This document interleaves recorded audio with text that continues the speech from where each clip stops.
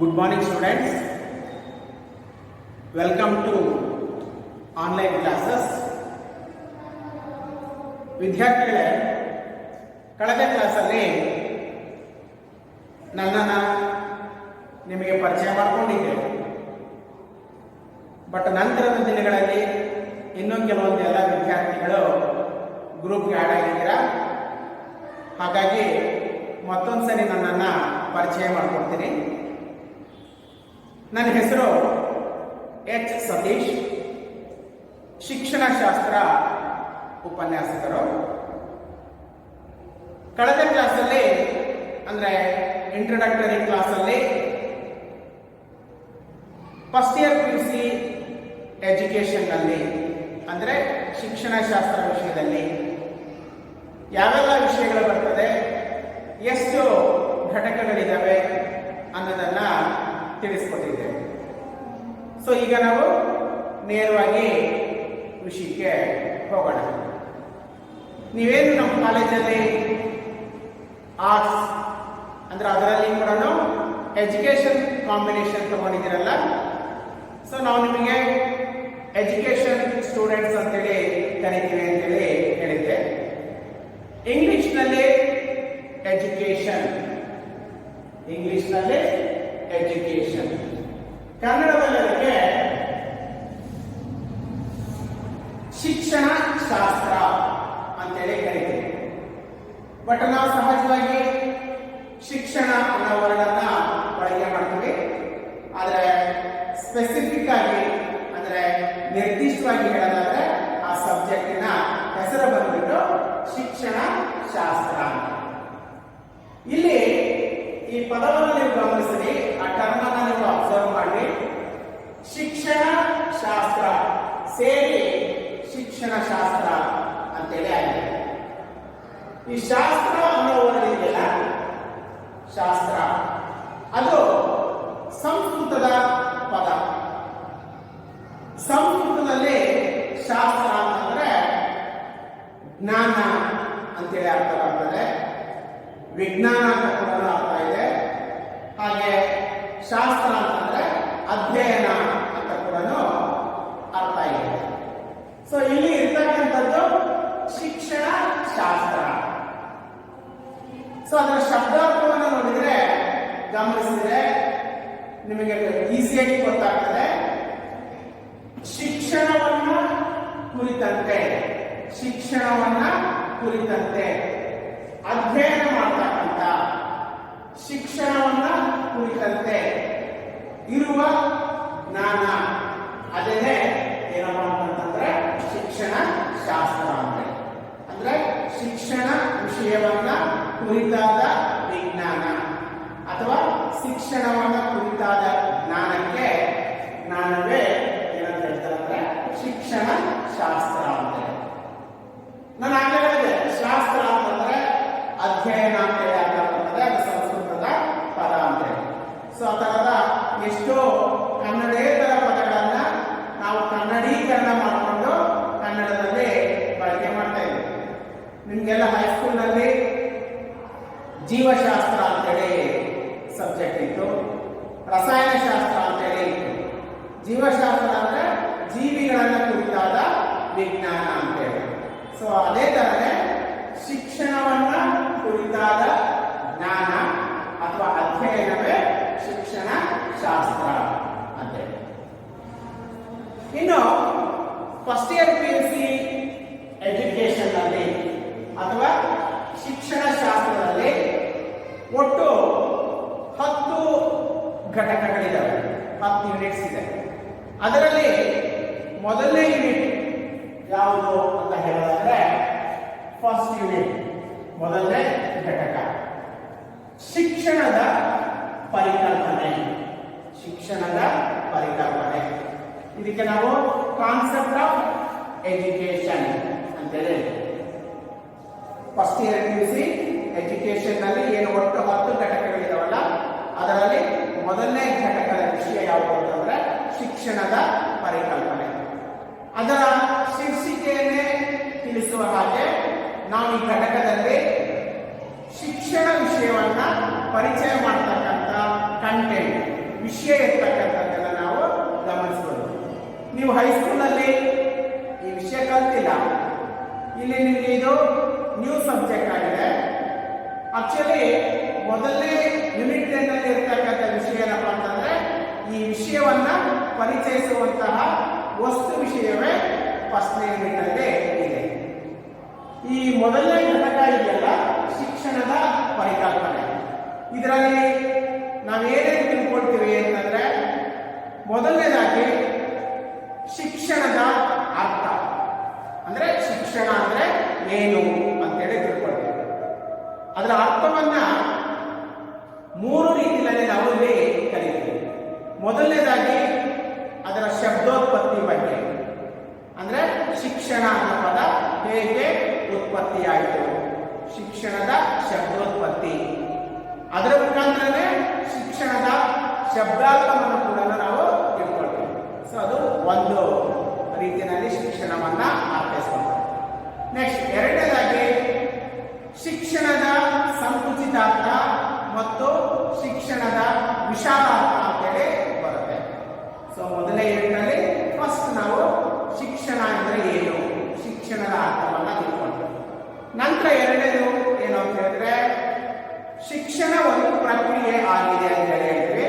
ಹಾಗಾದ್ರೆ ಅದು ಎಂತಹ ಪ್ರಕ್ರಿಯೆ ಅಂತೇಳಿ ಅದನ್ನ ತಿಳ್ಕೊಳ್ತೀವಿ. ನೆಕ್ಸ್ಟ್ ಮೂರನೇದಾಗಿ ಈ ಘಟಕದಲ್ಲಿ ನಾವು ಶಿಕ್ಷಣದ ಅರ್ಥವನ್ನ ಕುರಿತಂತೆ ಚಿಂತಕರು ಕೊಟ್ಟಿರ್ತಕ್ಕಂಥ ವ್ಯಾಖ್ಯಾನಗಳನ್ನ ನಾವಿಲ್ಲಿ ತಿಳ್ಕೊಳ್ತೀವಿ. ಚಿಂತಕರು ಅಂತಂದ್ರೆ ತತ್ವಜ್ಞಾನಿಗಳು, ಶಿಕ್ಷಣ ತಜ್ಞರು, ಇವರು ಕೊಟ್ಟಿರ್ತಕ್ಕಂಥ ವ್ಯಾಖ್ಯಾನಗಳು ಅಥವಾ ಅವರ ದೃಷ್ಟಿನಲ್ಲಿ ಶಿಕ್ಷಣ ಅಂದ್ರೆ ಏನು ಅನ್ನೋದನ್ನ ತಿಳಿತೀವಿ. ನೆಕ್ಸ್ಟ್ ಮುಂದುವರೆದಾಗಲೇ ಬೇಸಿಸ್ ಆಫ್ ಎಜುಕೇಶನ್ ಅಂದ್ರೆ ಶಿಕ್ಷಣದ ಆಧಾರಗಳು ಅಂತೇಳಿ ಆ ವಿಷಯವನ್ನ ತಿಳ್ಕೊಳ್ತೀವಿ. ಶಿಕ್ಷಣದ ಆಧಾರಗಳು. ನಂತರ ನಾಲ್ಕನೇ ಅಂಶವಾಗಿ ಶಿಕ್ಷಣದ ಗುರಿಗಳು, ಅದಕ್ಕೆ ನಾವು ಏಮ್ಸ್ ಆಫ್ ಎಜುಕೇಶನ್ ಅಂತ ಹೇಳ್ತೀವಿ. ಓಕೆ, ಸೊ ಈ ಫಸ್ಟ್ ಯೂನಿಟ್ ಅಲ್ಲಿ ಶಿಕ್ಷಣ ಅಂದ್ರೆ ಏನು, ಶಿಕ್ಷಣ ಒಂದು ಪ್ರಕ್ರಿಯೆ, ಚಿಂತಕರ ದೃಷ್ಟಿಯಲ್ಲಿ ಶಿಕ್ಷಣದ ಅರ್ಥ, ಶಿಕ್ಷಣದ ಆಧಾರಗಳು, ಮತ್ತೊಂದು ವಿಷಯ ಅಂತಂದ್ರೆ ಶಿಕ್ಷಣದ ಗುರಿಗಳು. ಸೊ ಇಷ್ಟು ವಿಷಯವನ್ನ ಈ ಯೂನಿಟ್ ಅಲ್ಲಿ ನಾವು ತಿಳ್ಕೊಳ್ತೀವಿ. ವಿದ್ಯಾರ್ಥಿಗಳೇ, ನಾನೀಗ ಆಲ್ರೆಡಿ ನಿಮಗೆ ಈ ಟೆಕ್ಸ್ಟ್ ಬುಕ್ ಅನ್ನ ವಾಟ್ಸಪ್ ಗ್ರೂಪ್ಗೆ ಹಾಕಿದ್ದೀನಿ, ಅದನ್ನ ಡೌನ್ಲೋಡ್ ಮಾಡ್ಕೊಂಡಿರ್ತೀರಾ. ಸೊ ಅದರಲ್ಲಿ ನೀವು ಗಮನಿಸಿದ್ರೆ ಈ ಎಲ್ಲ ವಿಷಯನ ಗೊತ್ತಾಗ್ತದೆ. ಸೊ ಫಸ್ಟ್ ಯೂನಿಟ್ ಬಂದ್ಬಿಟ್ಟು ಶಿಕ್ಷಣದ ಪರಿಕಲ್ಪನೆ ಆಗಿದೆ, ಕಾನ್ಸೆಪ್ಟ್ ಆಫ್ ಎಜುಕೇಶನ್. ಇಲ್ಲಿ ನಾನು ಕೆಲವೊಂದು ಪದಗಳನ್ನು ಬರೆದಿದ್ದೀನಿ, ಅವನ್ನ ಗಮನಿಸಿ. ಶಿಕ್ಷಣ, ಮುಂದೆ ವಿದ್ಯೆ, ಜ್ಞಾನ, ಅರಿವು, ತಿಳುವಳಿಕೆ ಅಂತ ಹೇಳಿ ಬರೆದಿದ್ದೀನಿ. ಅವುಗಳು ಏನು ಅಂತ ಹೇಳೋದಾದ್ರೆ ಶಿಕ್ಷಣ ಅನ್ನೋ ಪದಕ್ಕೆ ಇರ್ತಕ್ಕಂಥ ಸಮಾನಾರ್ಥಕ ಪದಗಳು ಆಗಿವೆ. ಶಿಕ್ಷಣ ಅಂದ್ರೆ ಒಂದೇ, ವಿದ್ಯೆ ಅಂದ್ರೆ ಒಂದೇ, ಶಿಕ್ಷಣ ಅಂದ್ರೆ ಒಂದೇ, ಜ್ಞಾನ ಅಂದ್ರೆ ಕೂಡ ಒಂದೇ. ಅದೇ ತರನೇ ಅರಿವು ಅಂತ ಕೂಡ ಅರ್ಥ ಬರ್ತದೆ, ತಿಳುವಳಿಕೆ ಅಂತ ಕೂಡ ಅರ್ಥ ಬರ್ತದೆ. ಅವೆಲ್ಲವುಗಳು ಶಿಕ್ಷಣದ ಸಮಾನಾರ್ಥಕ ಪದಗಳಾಗಿವೆ. ವಿದ್ಯಾರ್ಥಿಗಳಿಗೆ ಗಮನಿಸಬೇಕು, ಈ ಶಿಕ್ಷಣ ಅನ್ನೋದಿದೆಯಲ್ಲ, ಶಿಕ್ಷಣ ಎಂದರೇನು ಅಂತ ಹೇಳಿ ಕೆಲವೇ ಪದಗಳಲ್ಲಿ ನಿರ್ದಿಷ್ಟವಾಗಿ ಮತ್ತು ಸುಲಭವಾಗಿ ಹೇಳಲಿಕ್ಕೆ ಸಾಧ್ಯ ಇಲ್ಲ. ಯಾಕೆಂತ ಹೇಳಿದ್ರೆ ಜೀವಶಾಸ್ತ್ರ, ಸಮಾಜಶಾಸ್ತ್ರ ಅಥವಾ ಇನ್ನಿತರೆ ವಿಷಯಗಳನ್ನ ಅವುಗಳ ಡೆಫಿನೇಷನ್ಗಳನ್ನ ಸುಲಭವಾಗಿ ಹೇಳ್ಬೋದು. ಆದರೆ ಶಿಕ್ಷಣ ಅಂತಕ್ಕಂಥದ್ದು ವಿಶಾಲ ಅರ್ಥವನ್ನ ಒಳಗೊಂಡಿರ್ತಕ್ಕಂಥದ್ದಾಗಿದೆ. ಅದನ್ನ ಸುಲಭವಾಗಿ ಕೆಲವೇ ಪದಗಳಲ್ಲಿ ಅರ್ಥೈಸ್ತಕ್ಕಂಥದ್ದು ಕಷ್ಟ ಸಾಧ್ಯ. ಯಾಕಂತಂದ್ರೆ ಈ ತರಹದ ಒಂದು ಮಾತನ್ನ ನೀವು ಕೇಳಿದಿರ, ಸೇಯಿಂಗ್ ಅನ್ನ, ಏನಂತಂದ್ರೆ ಮನೆಯೇ ಮೊದಲ ಪಾಠಶಾಲೆ, ಜನನಿಗೆ ಮೊದಲ ಗುರು ಅಂತ ಹೇಳಿ. ಮನೆಯೇ ಮೊದಲ ಪಾಠಶಾಲೆ, ಹಾಗೇನೆ ಮೊದಲ ಟೀಚರ್ ನಮಗೆ ಯಾರಪ್ಪ ಅಂತಂದ್ರೆ ಜನನಿ, ತಾಯಿಯೇ ಮೊದಲ ಗುರು ಅಂತ ಹೇಳಿ. ಹಾಗೆ ನಾವೇನು ಕಲಿಯೋದು ಅಂತ ಇದೆಯಲ್ಲ ಅಥವಾ ಶಿಕ್ಷಣ ಪಡೆಯೋದಿದೆಯಲ್ಲ, ನಾವು ಶಾಲೆಗೆ ಸೇರಿದ ಮೇಲೆ ಅಭ್ಯಾಸ ಅಥವಾ ಶಿಕ್ಷಣವನ್ನು ಪಡೆಯೋದಕ್ಕೆ ಪ್ರಾರಂಭಿಸೋದಿಲ್ಲ. ಶಾಲೆಗೆ ಸೇರೋದಕ್ಕಿಂತ ಮುಂಚೆನೆ ನಮ್ಮ ಕಲಿಕೆ ಮನೆಯಲ್ಲಿ ಪ್ರಾರಂಭ ಆಗಿರುತ್ತೆ. ಶಾಲೆಗೆ ಸೇರಿದ ಮೇಲೆ ಅದು ಮುಂದುವರಿಯುತ್ತೆ. ನಂತರ ನಾವು ಯಾವುದೋ ಒಂದು ಪದವಿ, ಯಾವುದೋ ಒಂದು ಮಾಸ್ಟರ್ ಡಿಗ್ರಿಯನ್ನು ಪೂರೈಸಿದ ನಂತರ ಈ ತರಹದ ಶಿಕ್ಷಣದಿಂದ ದೂರ ಸರಿತೀವಿ. ಹಾಗಂತೇಳಿ ನಮ್ಮ ಜೀವನದಲ್ಲಿ ನಾವು ನಂತರ ಕಲಿಕೆಗೆ ಒಳಗಾಗೋದಿಲ್ಲ ಅನ್ನೋ ಹಾಗೆ ಇಲ್ಲ. ನಂತರ ಕೂಡ ಸಾಕಷ್ಟು ವಿಷಯಗಳನ್ನ ಕಲಿತಾ ಇದ್ದೀವಿ. ಹಾಗೆ ನಮ್ಮ ಸೊಸೈಟಿನಲ್ಲಿ ನಂತರ ಮಾತನಾಡೋದನ್ನ ಕೇಳಿರ್ತಾರೆ. ಅನುಭವದಿಂದ ನನಗೊಂದು ಪಾಠ ಆಯ್ತು ಅಂತ ಹೇಳಿ. ಅಂದ್ರೆ ನಾವು ಕೇವಲ ಪುಸ್ತಕಗಳನ್ನು ಓದೋದ್ರಿಂದ ಅಷ್ಟೇ ವಿಷಯವನ್ನು ತಿಳ್ಕೊಳ್ಳೋದಿಲ್ಲ. ಸ್ನೇಹಿತರ ಜೊತೆ ಜೀವಿಸ್ತಾ ಇರಬೇಕಾದ್ರೆ ಕೂಡ ಎಷ್ಟೋ ವಿಷಯಗಳನ್ನ ಅವರಿಂದ ಕೇಳಿ ಕಲಿತೀವಿ, ಕೆಲವೊಂದು ವಿಷಯಗಳನ್ನ ನೋಡಿ ಕಲಿತೀವಿ. ಹಾಗೆ ಅನುಭವದಿಂದ ಕೂಡ ಎಷ್ಟೋ ವಿಷಯವನ್ನ ತಿಳಿತೀವಿ. ಅಂದ್ರೆ ಹೀಗೆ ಶಿಕ್ಷಣ ಅಂತಕ್ಕಂಥದ್ದು ವಿಶಾಲ ಅರ್ಥವನ್ನ ಒಳಗೊಂಡಿರ್ತಕ್ಕಂಥದ್ದಾಗಿದೆ. ಅದನ್ನ ಸುಲಭವಾಗಿ ಅರ್ಥೈಸೋದಕ್ಕೆ ಸಾಧ್ಯ ಇಲ್ಲ. ಓಕೆ, ಶಿಕ್ಷಣ ಶಾಸ್ತ್ರ ಅಂತಂದ್ರೆ ಶಿಕ್ಷಣವನ್ನ ಕುರಿತಂತೆ ಇರುವ ವಿಷಯ, ಶಿಕ್ಷಣ ಕುರಿತಾದ ಜ್ಞಾನ ಅಥವಾ ಶಿಕ್ಷಣದ ಅಧ್ಯಯನವೇ ಶಿಕ್ಷಣ ಶಾಸ್ತ್ರ. ಈ ವಿದ್ಯೆ, ಜ್ಞಾನ, ಅರಿವು, ತಿಳುವಳಿಕೆ, ಇನ್ನೂ ಕೆಲವು ಪದಗಳಿದ್ದಾವೆ. ಅವುಗಳನ್ನು ನಾವು ಏನಂತ ಕರೀತೀವಿ ಅಂತಂದ್ರೆ ಶಿಕ್ಷಣದ ಸಮಾನಾರ್ಥಕ ಪದಗಳು ಅಂತ ಹೇಳಿ ಕರೀತೀವಿ. ಇನ್ನು ನೆಕ್ಸ್ಟ್ ಈ ವಿಷಯಕ್ಕೆ ಹೋಗೋಣ. Education, EDUCATION, education. ಕನ್ನಡದಲ್ಲಿ ಏನು ಶಿಕ್ಷಣ ಇದೆಯಲ್ಲ, ಇದಕ್ಕೆ ಇಂಗ್ಲಿಷ್ನಲ್ಲಿ ಎಜುಕೇಶನ್ ಅಂತೇಳಿ ಕರೀತಾರೆ. ಆ ಟರ್ಮ್ ಇದೆಯಲ್ಲ ಎಜುಕೇಶನ್ ಅಂತಕ್ಕಂಥದ್ದು, ಅದು ಯಾವ ಭಾಷೆಯ ಯಾವ ಪದಗಳಿಂದ ಬಂದಿದೆ ಅಂತಂದ್ರೆ, ಎಜುಕೇಶನ್ ಎನ್ನುವುದು ಲ್ಯಾಟಿನ್ ಭಾಷೆಯ, ಎಜುಕೇಶನ್ ಎನ್ನುವುದು ಲ್ಯಾಟಿನ್ ಭಾಷೆಯ ಎಜುಕೇಟ್, ಎಜುಸೇಟ್ ಮತ್ತು ಎಜುಕೇಟಮ್ ಈ ಪದಗಳಿಂದ ಬಂದಿರುವುದಾಗಿದೆ ಅಂತ ಹೇಳಿದ್ವಿ. ನೀವು ಇಲ್ಲಿ ಒಂದು ಅಂಶವನ್ನು ಗಮನಿಸಬೇಕು. ಗ್ರೀಕ್ ಭಾಷೆ, ಲ್ಯಾಟಿನ್ ಭಾಷೆ, ಹಾಗೆ ನಮ್ಮ ಭಾರತದಲ್ಲಿ ಹೇಳೋದಾದರೆ ಸಂಸ್ಕೃತ, ಇವುಗಳನ್ನ ಒಂದು ಅರ್ಥದಲ್ಲಿ ಮೂಲ ಭಾಷೆಗಳು ಅಂತೇಳಿ ಕರೀಬಹುದು. ಯಾಕೆ ಅಂದ್ರೆ ಇತರೆ ಭಾಷೆಗಳಲ್ಲಿ ಇರತಕ್ಕಂಥ ಅನೇಕ ಪದಗಳು ಅವು ಯಾವ ಪದಗಳಿಂದ ಬಂದಿರತಕ್ಕಂಥವುಗಳಾಗಿದ್ದಾವೆ, ಉತ್ಪತ್ತಿಯಾದಂಥವುಗಳಾಗಿದ್ದಾವೆ ಅಂತಂದ್ರೆ ಗ್ರೀಕ್, ಲ್ಯಾಟಿನ್ ಮತ್ತೆ ನಮ್ಮ ಭಾರತದ ಒಂದು ಸಂಸ್ಕೃತ ಭಾಷೆಯನ್ನ ಇಲ್ಲಿ ನಾನು ಹೆಸರಿಸೋದಕ್ಕೆ ಇಷ್ಟಪಡ್ತೇನೆ. ಅಂದ್ರೆ ಆ ಪದಗಳ ಶಕ್ತು ಅರ್ಥ ಏನ್ ಬರ್ತದೆ ಅದನ್ನು ಗಮನಿಸಿದಾಗ ಅದೇ ಅರ್ಥವನ್ನ ಎಜುಕೇಶನ್ ಕೊಡುತ್ತೆ. ಹಾಗೆ ಶಿಕ್ಷಣದ ಅರ್ಥ ಕೂಡ ಅದೇ ಆಗಿದೆ. ಎಜುಕೇಶನ್ ಆಂಗ್ಲ ಭಾಷೆಯ ಎಜುಕೇಶನ್, ಲ್ಯಾಟಿನ್ ಭಾಷೆಯ ಎಜುಕೇಟ್, EDUCARE, ಎಜುಕೇಟ್. ಅದೇ ತರನೇ ಎಜುಸೇಟ್ ಮತ್ತೊಂದು ಎಜುಕೇಟಮ್ ಪದಗಳಿಂದ ಉತ್ಪತ್ತಿಯಾಗಿದೆ. ಲ್ಯಾಟಿನ್ ಭಾಷೆಯಲ್ಲಿ ಎಜುಕೇಟ್ ಅಂದ್ರೆ ಅದರ ಅರ್ಥ ಏನಿದೆಯಪ್ಪ ಅಂತಂದ್ರೆ ಟು ಬ್ರಿಂಗ್ ಅಪ್.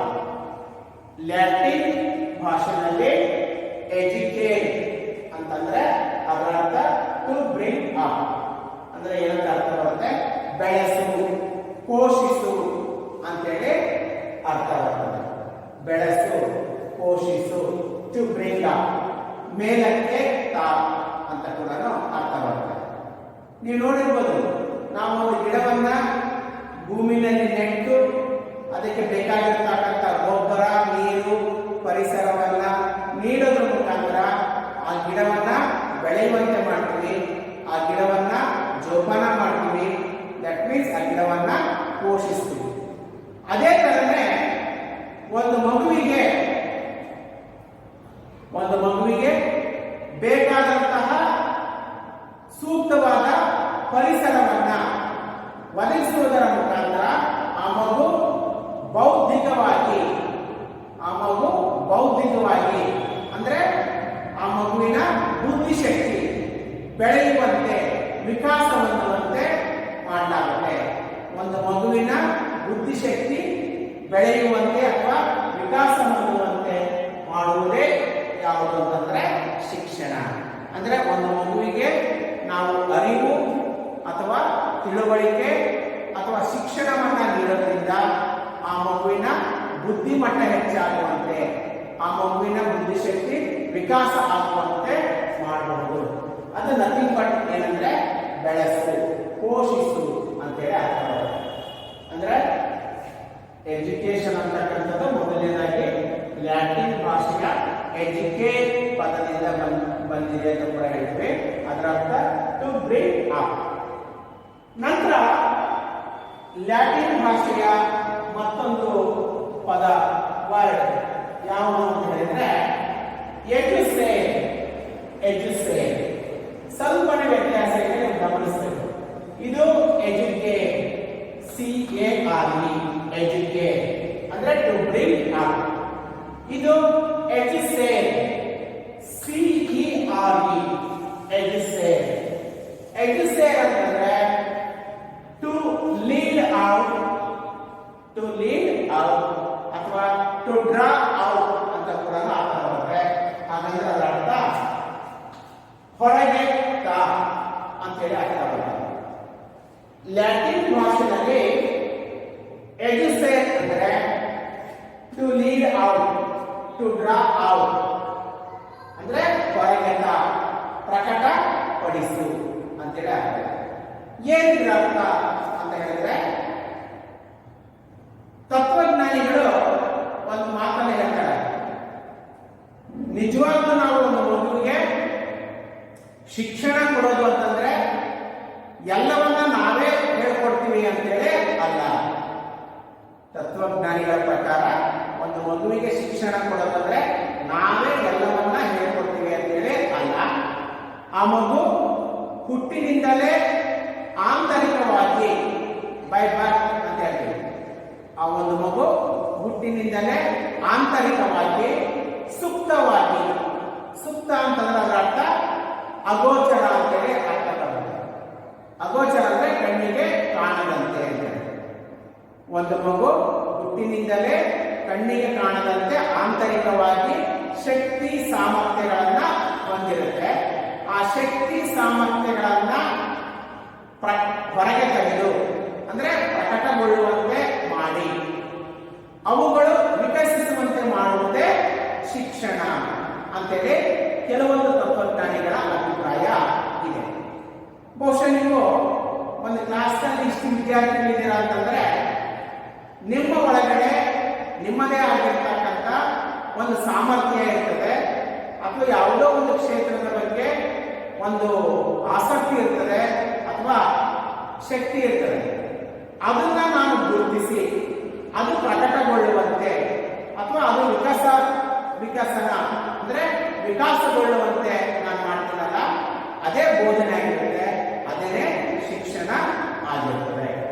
ಸೊ ಎಜುಸೇಟ್ ಅಂತಂದ್ರೆ ಟು ಲೀಡ್ ಔಟ್ ಅಂದ್ರೆ ಹೊರಗೆ ಪ್ರಕಟಪಡಿಸು. ಅಂದ್ರೆ ಒಂದು ಮಗುವಿನಲ್ಲಿ ಸುಪ್ತವಾಗಿ ಹಾಗೂ ಆಂತರಿಕವಾಗಿರುವಂತಹ ಶಕ್ತಿ ಸಾಮರ್ಥ್ಯಗಳನ್ನ ಹೊರಗೆ ತೆಗೆದು ಅಂದ್ರೆ ಪ್ರಕಟಗೊಳ್ಳುವಂತೆ ಮಾಡಿ ಅವುಗಳು ವಿಕಸಿಸುವಂತೆ, ವಿಕಾಸ ಹೊಂದುವಂತೆ ಮಾಡುವುದೇ ಶಿಕ್ಷಣ ಅಂತ. ಇನ್ನು ಲ್ಯಾಟಿನ್ ಭಾಷೆಯಲ್ಲಿ ಎಜುಕೇಟಮ್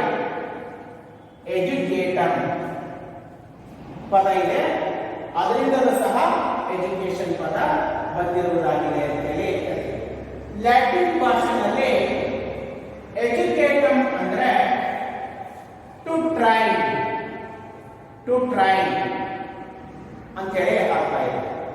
ಟು ಟ್ರೈನ್ ಅಂತ ಹೇಳ್ಬೋದು, ಅಥವಾ ಟ್ರೈನಿಂಗ್ ಅಂತ ಹೇಳ್ಬೋದು, ಅಥವಾ ಆಕ್ಟ್ ಆಫ್ ಟೀಚಿಂಗ್ ಅಂತ ಕೂಡ ಹೇಳ್ತಾರೆ.